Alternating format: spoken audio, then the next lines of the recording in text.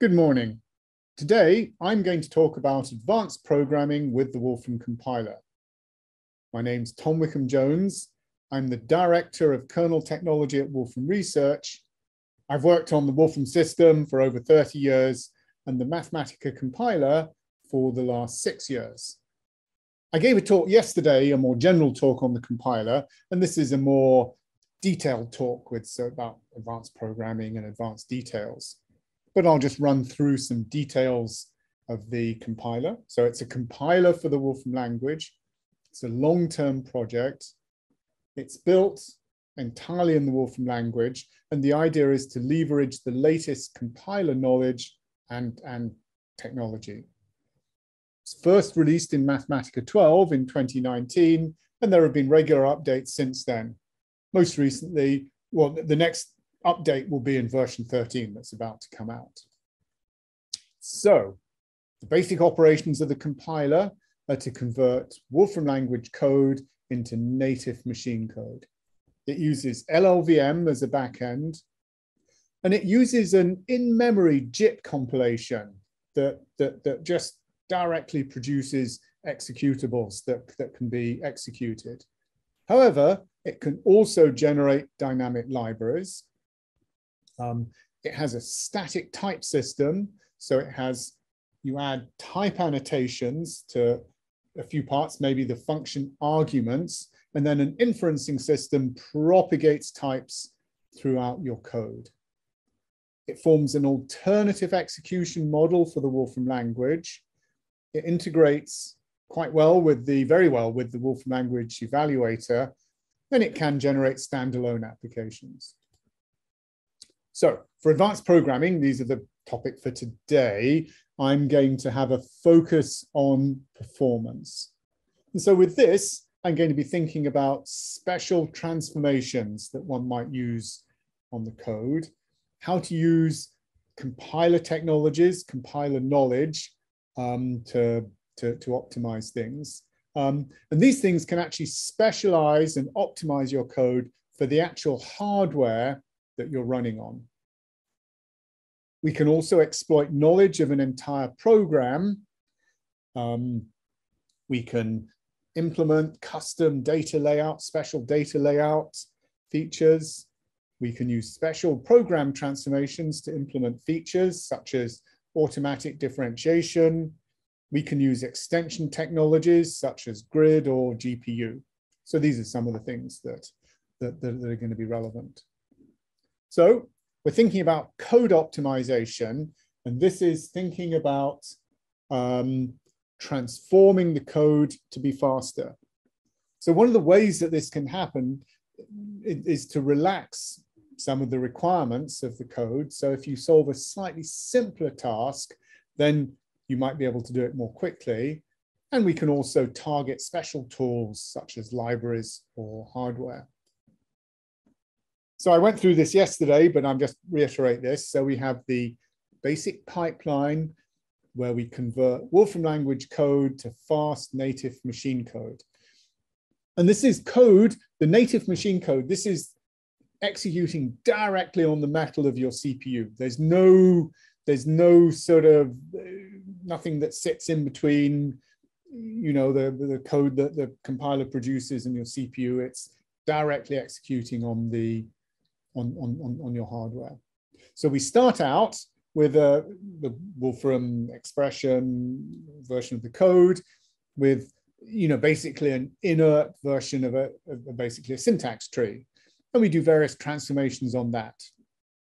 We then generate an intermediate representation, do type analysis, and then we do various transformations on that, adding features like memory management and exception handling.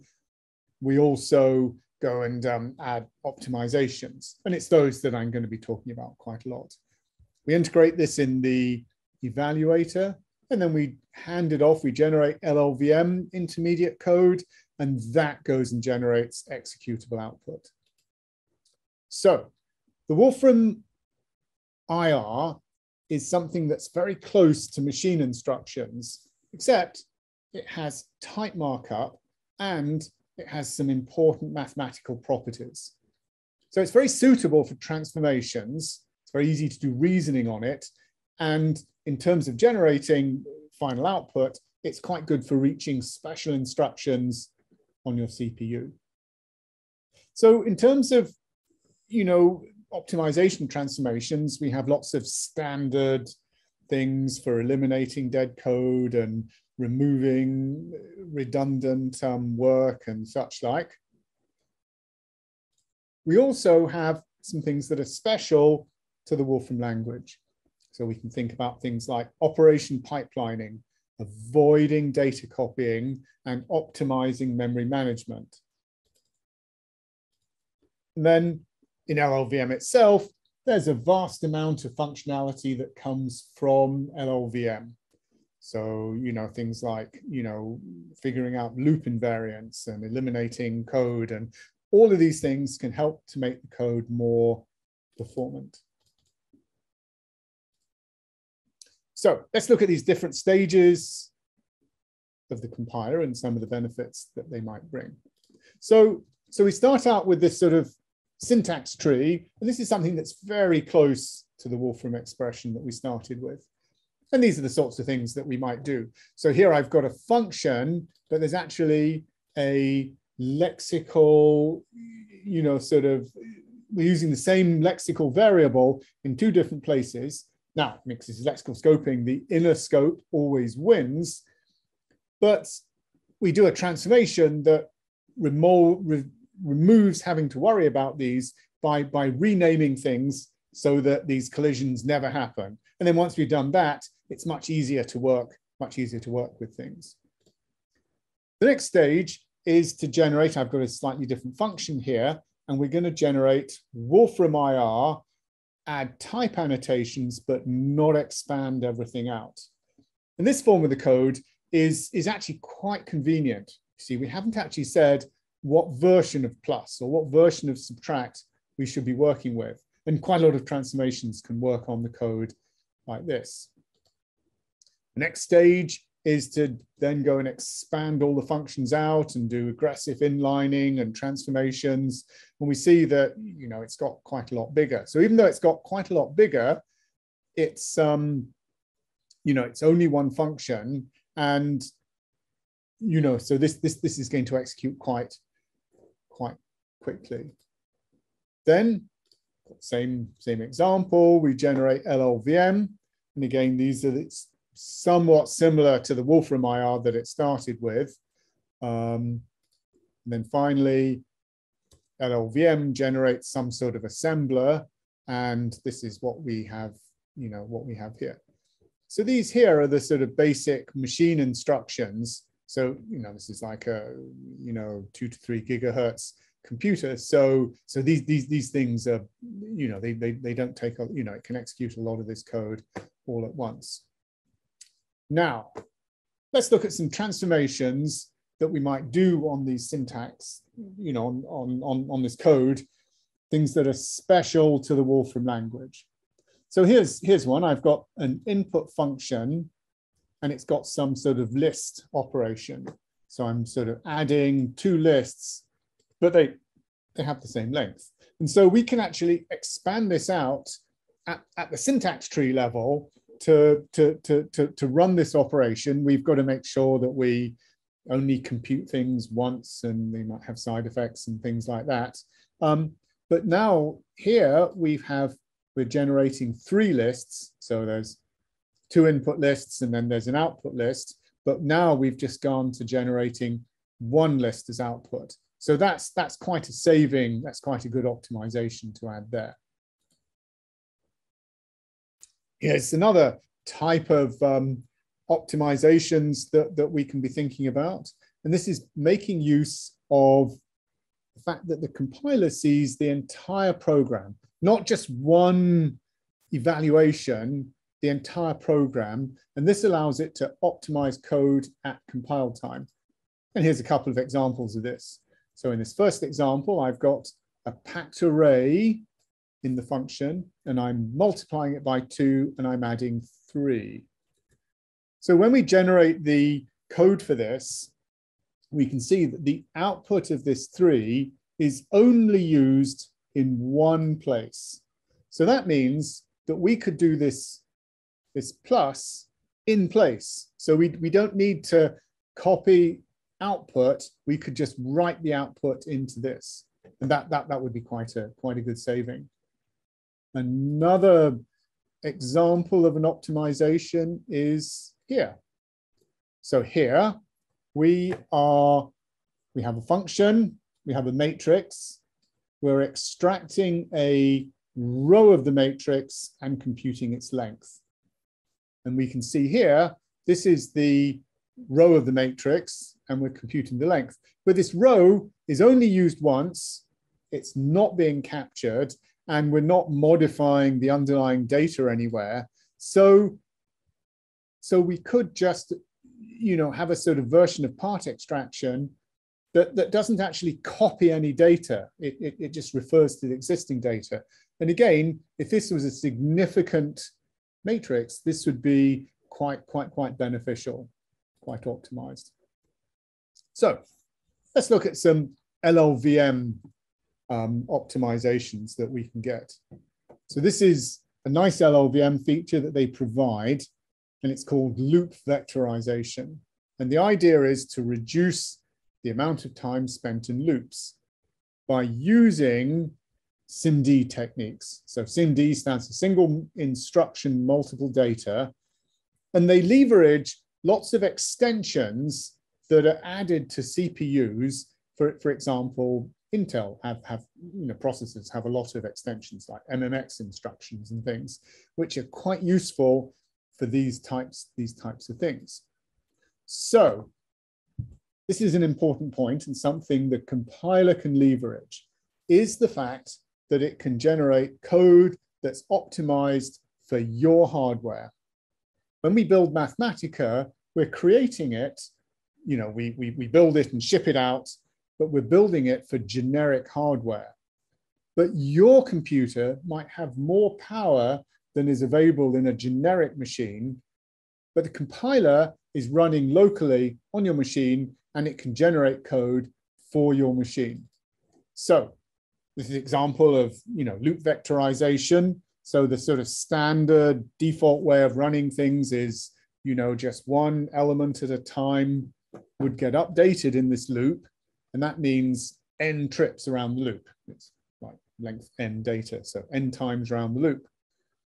Now, if we could use a SIMD technique, it would look more like this. So supposing we had a SIMD technique and we could update 4 elements at a time in one instruction, then instead of n trips around the loop, we would only do n divided by 4 trips. So that's quite a good optimization. So LLVM can actually do this. It's a little bit detailed to show this, so I'll sort of set this up, and I'm going to show you the LLVM output. So it produces a whole load of stuff that's, gets sort of disappears when it actually executes. But this is the main body of the loop.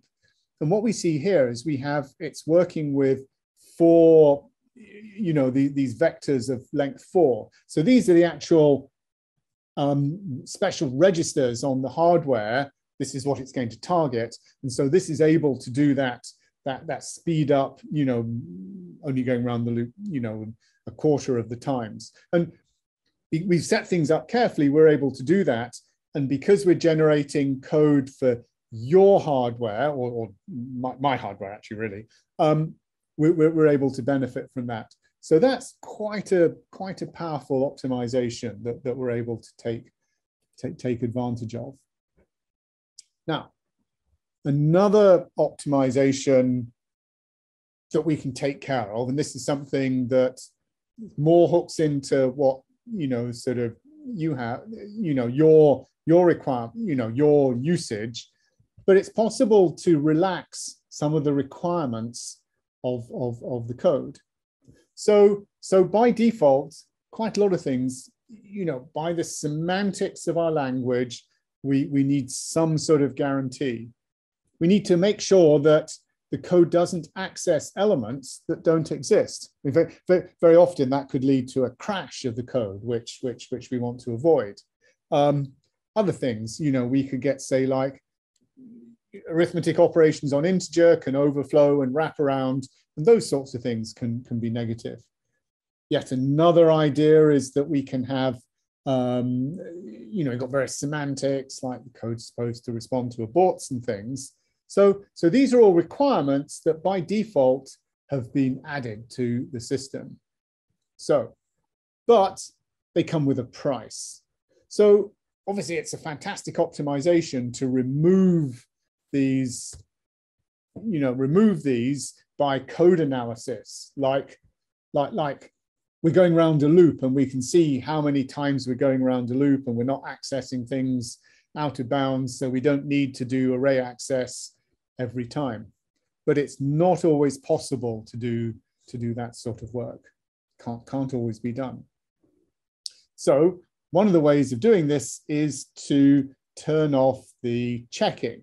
So here I'm doing a arithmetic operation on an integer, but I'm turning off the checking, and everything in this is done in an unchecked mode, and we get a simpler output of code. And just to contrast this, this is the code. So here we're just calling a low-level multiplication, and here we're doing a more complicated computation that is doing the multiplication, but it's returning something that says whether there was an overflow. And if there was an overflow, it throws an exception. So this actually executes, you know, even though this is done with compiler intrinsics, and we've worked incredibly hard to optimize this, still, nonetheless, there's a bit of a cost. So sometimes this sort of using these unchecked blocks can make things faster. Right, so now I'm going to change track a little bit and look at some custom data layouts, how that can help optimize the code and give you know, better performance and such like. So in version 5 Mathematica, the sparse arrays were added, and this is a nice example of a sort of custom data layout. So the sparse arrays are, you know, they're not just sparse matrices, because they work at, you know, much more general, and they can have any number of indices and such like. And so here I'm just going to generate a sparse array. So this is a 500 by 500 matrix, but only 500 of them have actually been filled in. And we can see what this looks like. So we've got some, you know, cross anti-diagonal matrix. And then if we did a matrix multiplication, we can see the thing. So Mathematica has lots of specialized things for this built in. So what we've done in the upcoming version is we've built in support for sparse arrays. So now you can write a compiled function and you can pass in a sparse array, and you can do sort of operations like matrix multiplication. And the parameterization of sparse arrays works similarly to packed arrays and numeric arrays. So we say what the base contents of every element is, and then how many dimensions it has. And we can compile this and run operations on this.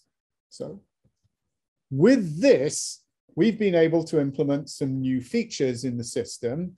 And so this is all done in the compiler. So that's why I think this is all very nice. We've added a new solver, and this is solving, you know, sort of linear systems equations, but it works in a particular way by solving you know, this sort of least squares problem. And it's something that's very suitable for working with sparse matrices. So it works very nicely. And so in version 13, I mean, you're just going to do standard operations, but it's using a library that's been created from the compiler that runs in this way. So that's all pretty nice. Here's another use of sparse matrices in the compiler, and this is an example I quite like. This is calculating a polynomial of a matrix. So what this is doing is this is taking a matrix, sparse matrix, and it's going to generate a bunch of coefficients, and it's going to generate the polynomial, the polynomial for this matrix. And so we just have some sort of basic loop that we might see like this. And I've pre-compiled this to save evaluation. And so just to give you some idea of what this is doing, here's a sparse matrix, and the polynomial I'm giving it has like 0 coefficient for x to the 0, 0 for x to the 1, and then 1 for x squared. And so basically this is computing the matrix squared. And didn't that? Just 1 second. There we go. Right, fine. And it we can see that, and we can see that this is indeed the the square of the matrix is matrix dot matrix, and that's giving us the answer that we expect. And we can give a more complicated version of this. So here I'm going to generate coefficients of an exponential and pass that in, and there we go. I've computed. So this is the the exponential, and then if we were actually to calculate the matrix exponential of the sparse matrix, we see we're getting a pretty similar result. This is probably not quite how we would use how the matrix exponential would work, be computed, but still this is showing the idea of what this code is doing. So that's kind of a good example of working with sparse matrices. Right. Now I'm going to look at another use of the compiler in performance computing, and that's using it in the context of the Mathematica parallel computing system. So the idea of the grid computing system in Wolfram language is you do parallel computing across a grid, and you start out, you have this sort of heterogeneous grid. They might be different sorts of machines. You have a main machine and some workers.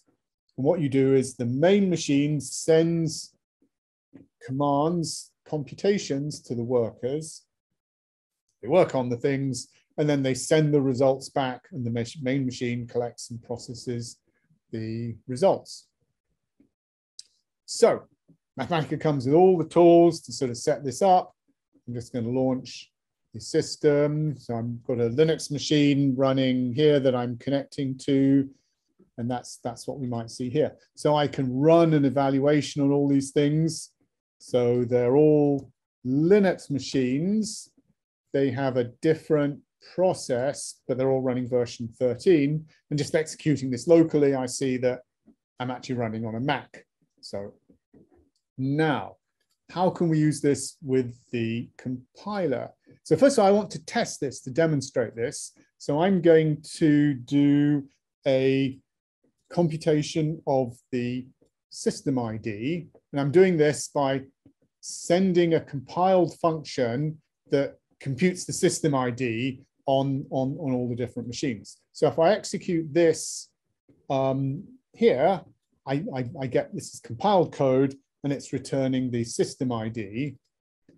And I'm going to generate compiled code, but I'm using the target system to also generate compiled code for the Linux platform. So this takes a little bit of extra time because it has to bootstrap the bootstrap the compiler for Linux. So now we've got that. And if I run this calculation on the different machines, I can see that it's, here, when I ran this function, I got macOS, but when I run it in parallel, I'm running it everywhere on a Linux machine. And that's because I use this cross compilation to generate the code there. So let's run an example of this. So I made this sort of Monte Carlo example for computing digits of pi, and it generates random numbers. And then It compares them to see if they, you know, sit inside a circle. And I'm not going to compile this. I already pre-compiled this, so I can just load this up. And then if I run this in parallel, I can see these are the results from each of my worker kernels. It's slightly neater to do this with the parallel submit functionality. So I could submit a computation and then sometime later sort of reap all of the results. So I can do that once, but I can do that sort of many times. So I'm going to do that. Benefit of breaking up the task like this is that if one computation happened to be, if it was unbalanced and one computation dominated, it wouldn't, you know, it would still work quite well. And there I can reap all of the results coming back. So that all works quite nicely. So this grid HPC, it's been around in Mathematica for quite a while. It's quite good for scaling up from, you know, single computations to doing them quite, you know, sort of doing, you know, very large scale computations. The jobs run completely independently, and it uses existing technology, and now it integrates quite nicely with the compiler. So let's come and look at another example of code transformations, and that's the idea of doing automatic differentiation. So this is a program-to-program transformation. The new program that's generated computes derivatives of the input program. So this is, you know, very useful for performance computing, because instead of, you know, generating symbolic derivatives, it actually transforms code. So if you just have your input in terms of a function implementation, it's able to generate another function that has the derivative. So it's a bit different from symbolic differentiation or other types of differentiation that has to use divided differences and such like. And for technical reasons to do with the intermediate representation of the code, it fits. Automatic differentiation fits very neatly with that. So let's have a little look at this. So I've got here an input function, and I'm going to compile it to generate a version of the code so this is the original function, and this is a version of the function that computes a derivative. So it's actually more set up for multivariate functions, you know, where there's like several inputs. But this is just one input for example. So you give, to generate the derivative, you have to give a direction in which to compute that derivative. So it's a projection of the Jacobian, and this is the value of the the input variable. So this was a sine function. So if we give it pi over 2, we get 0, or if we give it 0, we get 1, because the derivative of a sine is a cosine.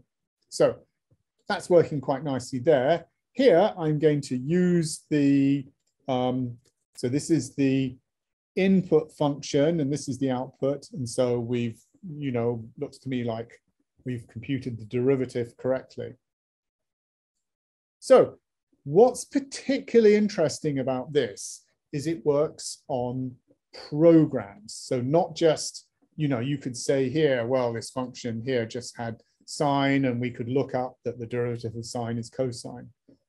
But here, I've got a program version of the function that's written as a power series. And I'm going to generate a compiled version of this code here, and then I can sort of plot this out. So this is not a bad approximation for the input. And just to remind you, this is what the function looks like, this power series. So that's quite a nice feature of the compiler, is that we can inject a sort of series approximation inside a function like that. You know, you don't have to write it by hand or use some other tool. It's all integrating the use of the Wolfram system with the compiler. It's all quite nice. So now I'm going to generate a differentiated version of this input program, and it's running away, and this takes a little bit more time. Compiler is actually quite slow to run, and I'm going to generate sort of data for this, and here we go. So this is the original program, and this is the derivative. So that's worked quite nicely.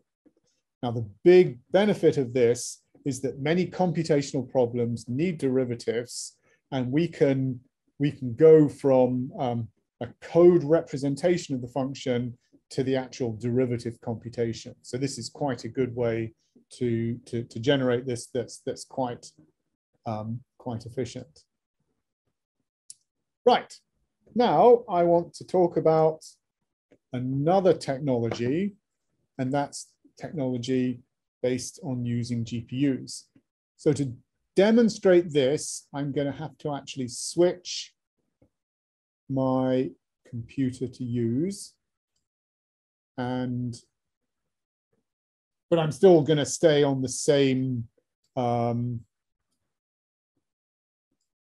machine to demonstrate this, but I'm executing this on a different machine using, you know, a remote kernel. So that's why I have to switch to a different notebook.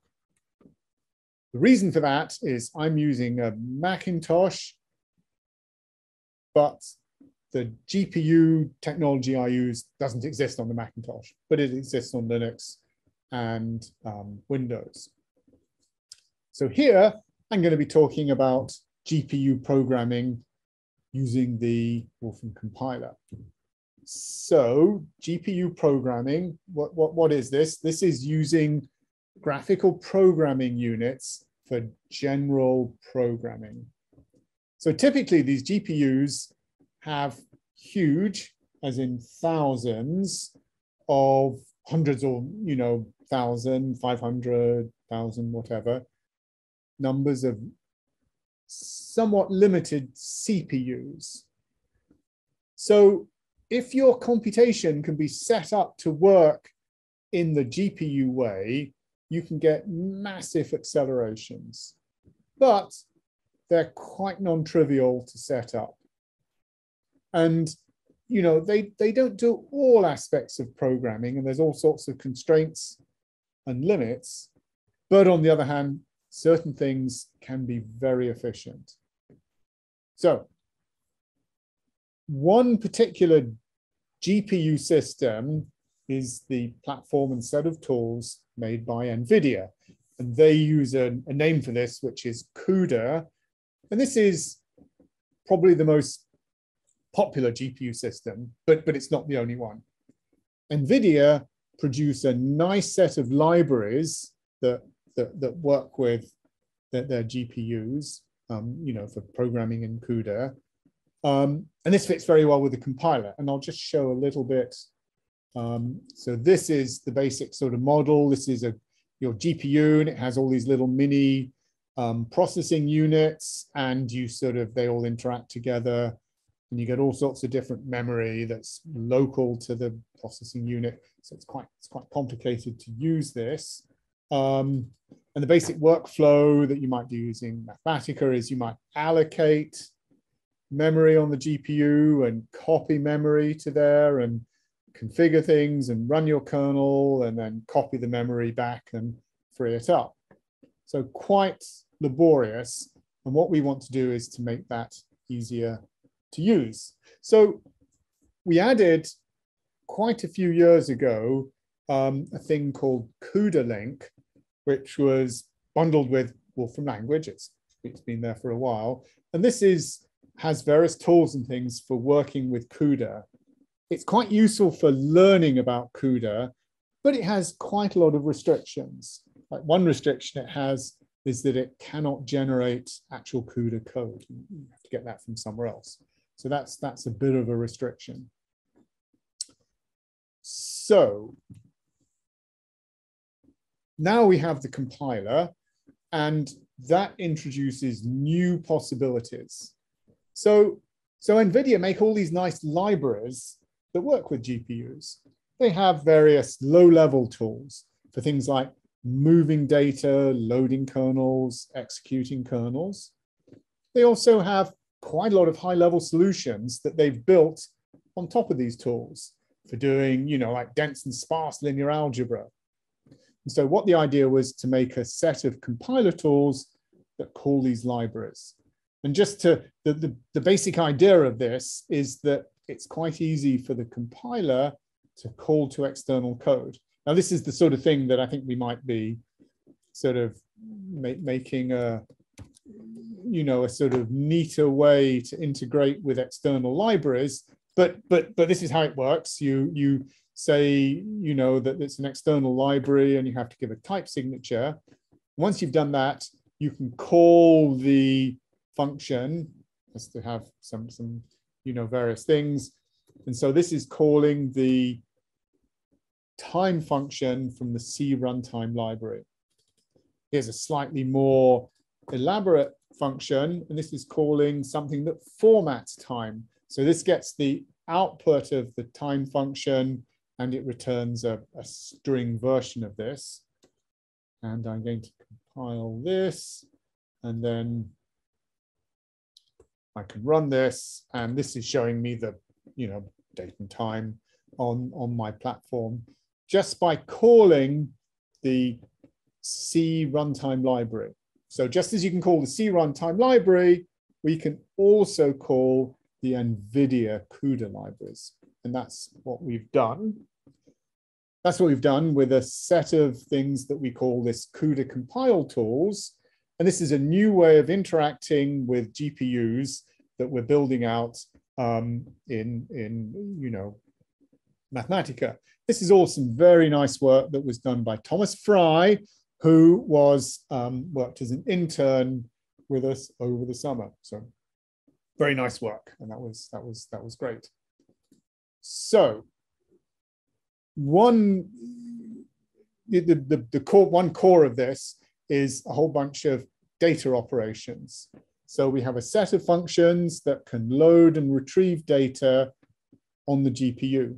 But what's quite nice about this is that we've hooked this into the memory management system so that memory gets freed automatically. You don't have to remember to call free. And this is using something that's a little bit similar to the data structure functionality that I was showing yesterday. So let's come and have a look at this. So we have this idea of a CUDA vector. So we can take a numeric array and then we can call a function that generates a CUDA vector. So I precompiled this. And so now I can, when I run this, it produces, it's loaded this data onto the GPU, but it returns a handle that I can use in the, I can use a handle in the rest of Mathematica. So now I'm doing the same thing in reverse. So this takes a CUDA vector of real 32, and it converts it back into a numeric array. So we can do something like that. And then if I was to do, ask for the normal of this, we can see that it has faithfully saved the data. So we can use these as inputs to other NVIDIA functions that do things like matrix and vector, basic linear algebra problems like computing dot products. And so here I'm taking two CUDA vectors and I can compute the dot product of these. So I get the result that we might see there. We can look at a slightly bigger example of this. So now I've got 10 million random elements and I can pass these in and I get the result, comes out nice and fast. And here's a comparison. So I'm doing the comparison in CPU, using the CPU to do the dot product. And we can see that we've got kind of like a 10-fold speed enhancement for this. So just as we have CUDA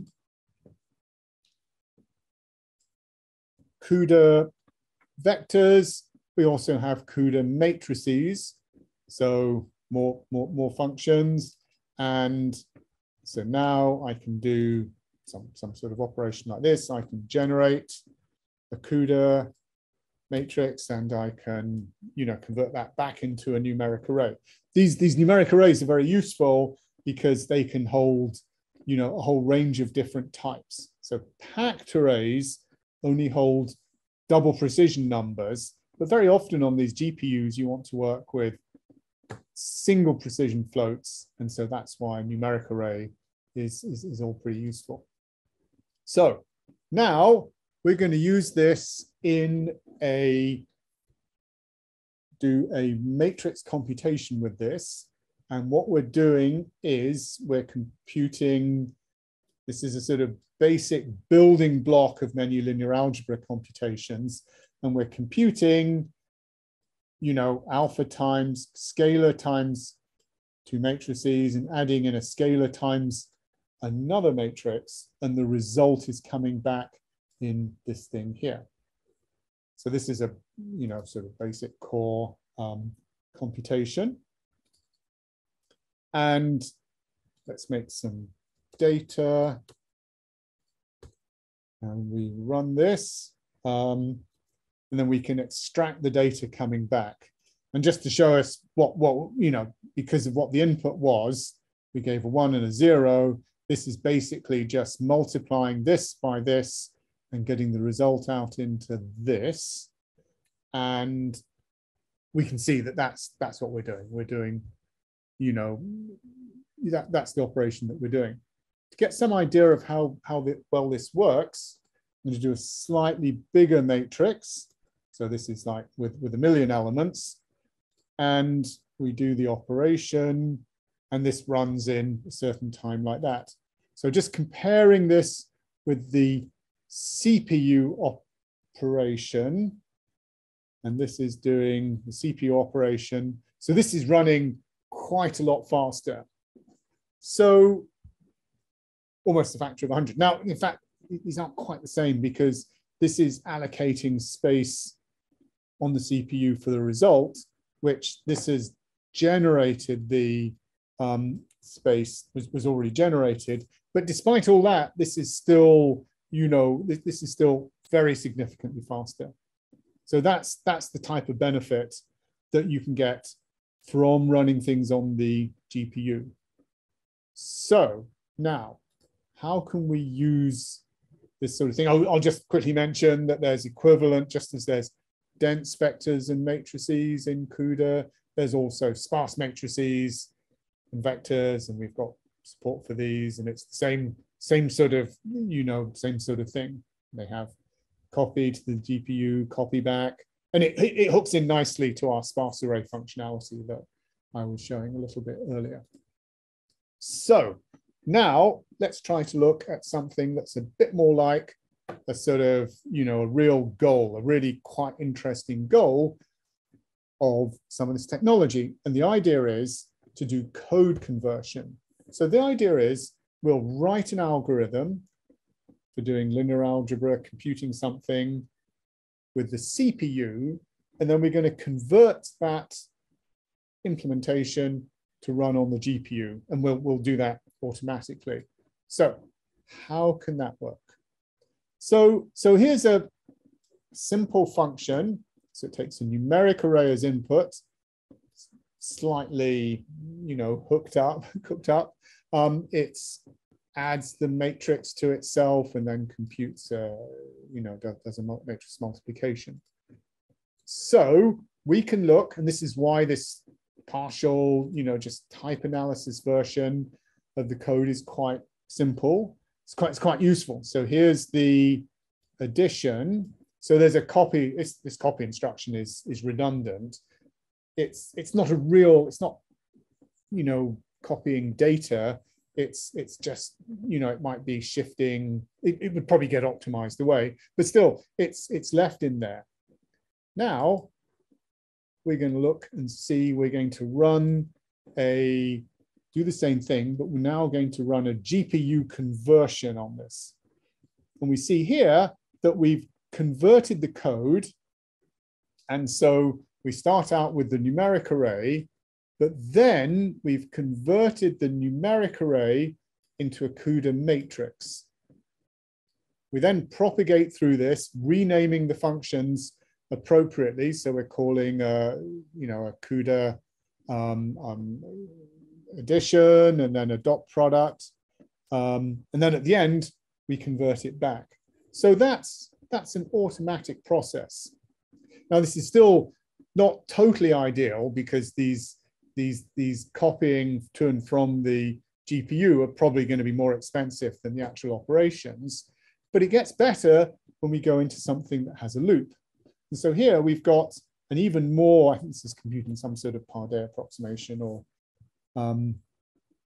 that we have here. So we have a program here. I'll probably get rid of some of these things. So it's written, you know, this is still quite experimental, but so let's generate the Wolfram IR for this.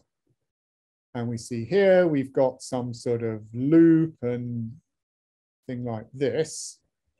And we're going to convert this. And again, this is the same. I'm doing some other optimizations there.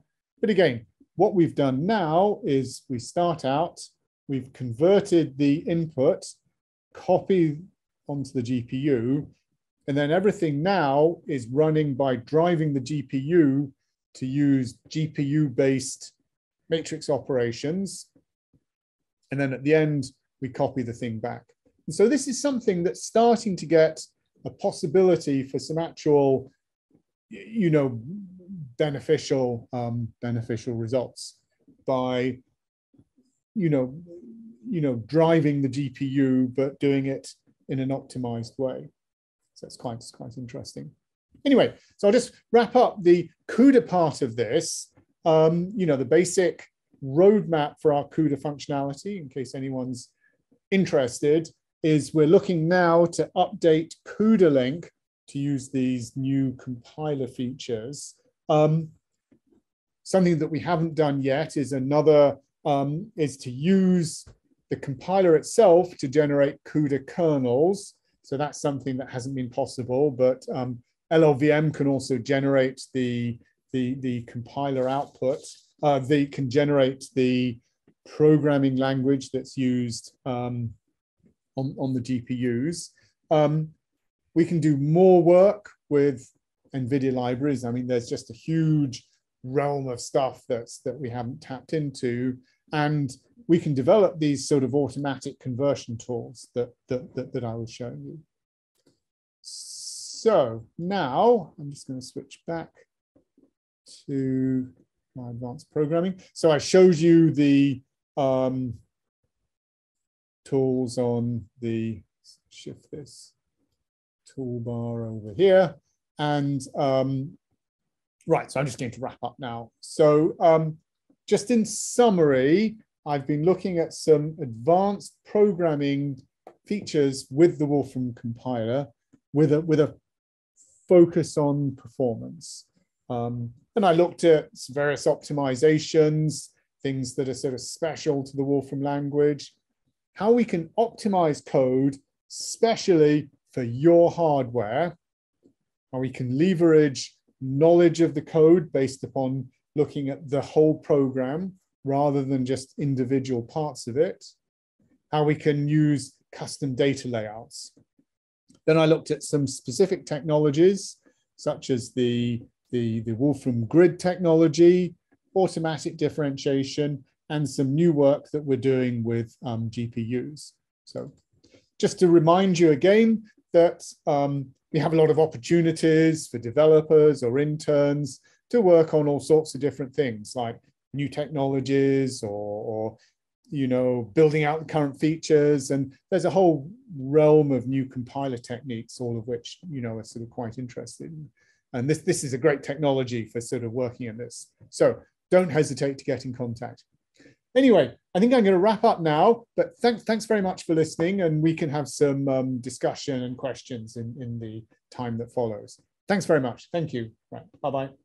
Feel free to post your questions in the Zoom chat, or you can use the raise hand feature on Zoom, and we can give you permission to talk. Yes, someone asked me, when do I think the compiler will be compiled? And the answer to that is that we're working on that literally at the moment. It's an interesting stage because you actually compile, you go through various levels. So you have like a basic form of the compiler and you compile that, but then you start turning on more optimizations and doing more work in it that might be too slow for compilation. And so you might go through various levels of compiling the compiler. So the question someone just put over is, will the talk be available here? And the answer to that is yes, the talk and presentation notebook will be available here. Yes, right. So I'll be cleaning up the notebook, making it more, sort of useful for people to be able to see, a little bit, cleaning it up a little bit. So how many people are interested in GPUs, for example? How many people have nice GPU cards available? That would be interesting to know. Are people just experimenting with the functionality, or how many people use the grid computing functionality that's bundled? That works quite nicely. And doing this cross compilation, it's quite unique to have cross compilation. Right. Interesting. So there's somebody here that's experimenting with GPUs and FPGAs.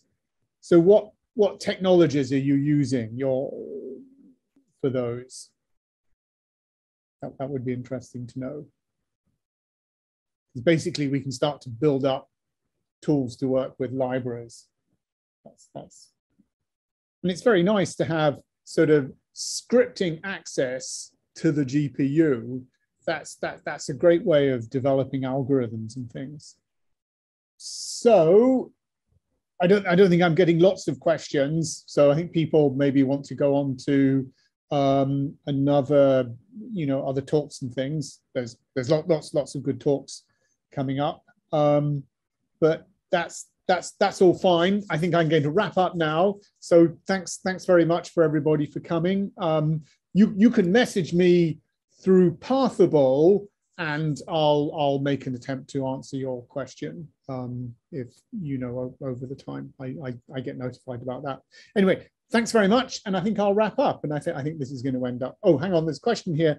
Does Mathematica internally use OpenMP to make use of multiple cores?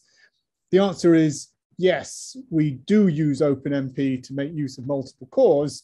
We've also been looking at using the compiler to connect to the OpenMP runtime, and we've done some work with that, though we haven't been actively working on that just recently. But yes, we do use OpenMP. Okay. Right. Well, thanks very much, everybody. Let's wrap up, and I hope you're all enjoying the conference. Send me a message if you have some questions. Great. Okay. Thanks a lot. Cheers, everybody. Bye.